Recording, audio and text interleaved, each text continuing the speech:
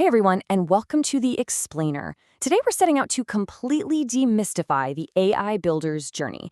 If you're building in the artificial intelligence space right now, you know exactly how overwhelming it can feel. But we're going to take that startup anxiety and turn it into your absolute unfair advantage.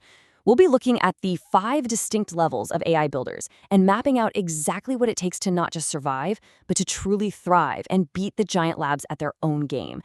Okay, let's dive right into this level map. We'll start by looking at the AI builder's dilemma, then chart the path from passion to customer focus, talk about supercharging go-to-market, dive into the unfair AI thesis, look at forecasting the future, and finally wrap up with exactly how you can level up. So, starting with part 1, the AI builder's dilemma and the reality of constant disruption. Let's be real. There's an intense, almost paralyzing anxiety that builders feel today. Every single week, major labs drop massive updates, leading to that ultimate dreaded question: are OpenAI and Anthropic destroying your startup idea? It's a completely valid frustration, right? You spend your nights and weekends painstakingly building something, and then suddenly, bam, a new model drops that seems to do exactly what you just built. It's rough, but I promise you, by understanding the 5 levels of building we're about to cover, you can actually use this dizzying pace as a massive tailwind instead of getting crushed by it. Moving on to section 2, ascending from level 1, moving from pure passion to laser-sharp customer focus. And this brilliantly illustrates the bottom of the ladder. Now, at level 1, pure passion for an AI idea is what gets you up in the morning. And hey, it's a fantastic starting point, but ultimately, it's kind of a fragile foundation. The level 1 builder is totally obsessed with the idea itself, which means when a new AI agent or model drops, they get incredibly discouraged. They're essentially just rolling the dice, and they rarely succeed long-term. But the level 2 builder, they're obsessed with the customer. They have that exact same initial passion, but they are flexible. They actively pivot by talking to 10, 20, or more different customers, really wrestling with the actual problem space, and then adjusting their product based on real, tangible feedback. And you know, this level 2 mindset has some serious potential. Even without a grand overarching market thesis, just listening to the customer can create highly profitable side gigs. For example, a builder might be passionate about customer relationship management software for a highly specific niche domain. By using AI to simply help build that CRM and adjusting it based strictly on what those specific users need, they can generate extremely profitable 5 to 6-figure businesses. It's pretty incredible. Just work with the insight you have, listen to the user, and you can absolutely win here. That brings us to section 3, supercharging your go-to-market and hitting the level 3 breakthrough. Now, this is where things start to get really interesting. Level 3 builders uniquely leverage AI across all of their business functions to totally supercharge their storytelling and distribution. They realize getting in front of the customer is just as critical as the product itself. So they aren't just using Claude or Codex to write code, they're actually using AI models to reach out with custom, personalized messaging on LinkedIn. They're hooking up Twilio to voice models to directly call customers. They're using tools like HeyGen to generate compelling podcasts and storytelling, or even spinning up completely AI-driven TikTok accounts just to warm up an audience. For level 3 builders, AI literally becomes their ultimate engine for distribution. Let's move to section 4 and see how this builds into the unfair AI thesis, moving toward venture scale.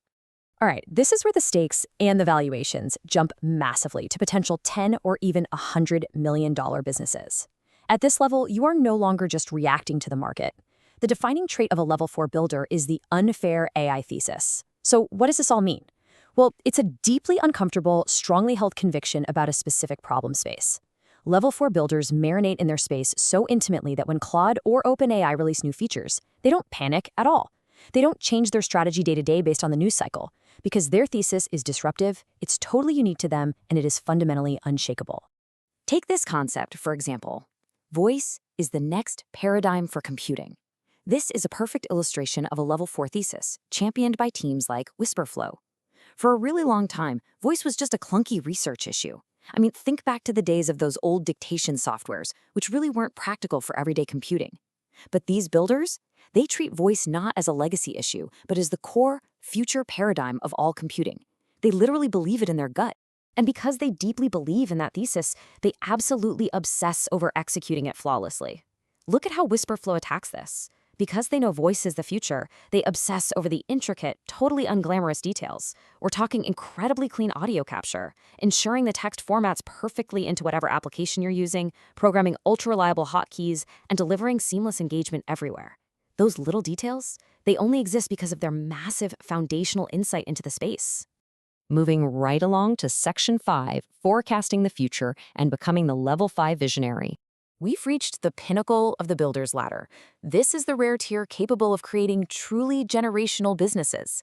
Now, what's really interesting about this trajectory is that level 5 builders don't just use today's AI. They accurately forecast the lab trajectory to build for tomorrow. They assess exactly where the capacity envelope is right now, sure, but then they look at the labs and they see the writing on the wall. They anticipate that, say, in 6 months, we're going to have better agentic tool use and much longer running contact sessions. And then they apply that explicitly to their niche, whether that's spreadsheets, voice, sales, whatever, so that in 12 months, when that capability actually comes online, they're already built for it. They were the very first to market. This combination of deep domain knowledge and understanding AI's trajectory equals an incredible unfair advantage. Let's be very clear here. No major lab in the world is going to be able to spend as much time learning the granular, reality-based nuances of your specific niche domain as a dedicated founder can. When you know those intricate details better than the labs do, and you use the lab's own massive advancements as a tailwind, you become completely unstoppable. Finally, Section 6, How to Level Up. This is the builder's cheat code. So the crucial point is figuring out this exact, actionable roadmap. If you want to jump from level 1 to level 2, you've got to stop obsessing over your idea and start listening to your customers deeply. To get to level 3, master distribution. Bring AI into your entire go-to-market strategy. The leap to level 4, that requires you to develop that strongly held, unfair thesis for your specific space. And finally, to reach level 5, you must deeply and passionately forecast exactly how AI is going to impact your domain 6 to 12 months out. And hey, remember, there's a Slack community of thousands of builders out there working through these exact same steps, so you absolutely do not have to do it alone. I want to leave you with this final, truly vital question to ponder. What is your deeply uncomfortable but strongly held conviction about the world? Really think about it. Do you have one? Because if you want to beat the giant labs and build something that truly lasts, you need to find that conviction. Step away from the noise, refine your thesis, find your unfair advantage, and let's get building. Thanks so much for joining me on this explainer, and I'll catch you next time.